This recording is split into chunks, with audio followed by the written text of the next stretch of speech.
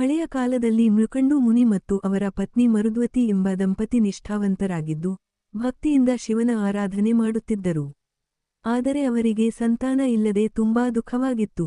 ಮಗುವಿಗಾಗಿ ಅವರು ಕಟ್ಟಕಡೆಯ ಶರಣಾಗಿ ಶಿವನಿಗೆ ಕಟ್ಟುನಿಟ್ಟಾದ ತಪಸ್ಸು ಮಾಡಿದರು. ಶಿವನು ಸಂತುಷ್ಟನಾಗಿ ಪ್ರತ್ಯಕ್ಷವಾಗಿ ಅವರಿಗೆ ಆಯ್ಕೆಯೊಂದು ನೀಡಿದರು.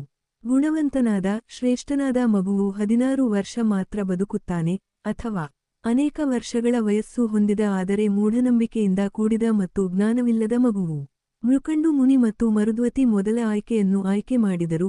ಅಲ್ಪ ಆಯುಷ್ಯವಿದ್ದರೂ ಗುಣವಂತನಾದ ಮಗುವನ್ನೇ ಇಚ್ಛಿಸಿದರು.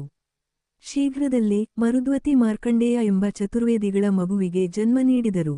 ಮಾರ್ಕಂಡೇಯನು ಬಾಲ್ಯದಲ್ಲೇ ವೈದಿಕ ವಿದ್ಯೆಯಲ್ಲಿ ಪ್ರಭುತ್ವ ಸಾಧಿಸಿ ಶಿವನ ಭಕ್ತಿಯಲ್ಲಿ ಮುಳುಗಿದ್ದ.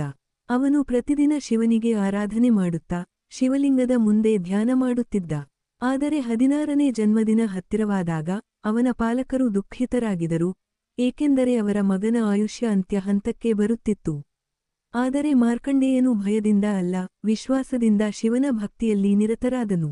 ಆ ದಿನ ಮಾರ್ಕಂಡೇಯನು ಶಿವಲಿಂಗವನ್ನು ಆಲಿಂಗಿಸಿ ಮಹಾಮೃತ್ಯುಂಜಯ ಮಂತ್ರವನ್ನು ಜಪಿಸುತ್ತಾ ಶಿವನ ಶರಣಾಗತನು ಎಂದು ತೋರಿಸಿಕೊಳ್ಳಲಾರಂಭಿಸಿದನು.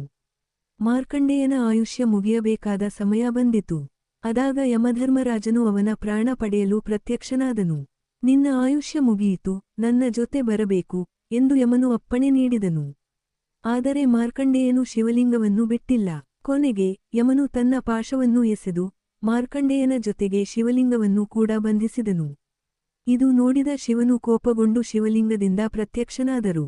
ಕಾಲಾಂತಕ ರೂಪದಲ್ಲಿ ಶಿವನು ಯಮನ ಮೇಲೆ ತ್ರಿಶೂಲವನ್ನು ಎಸೆದು ಅವನನ್ನು ಹತ್ತಿಹಾಕಿದರು.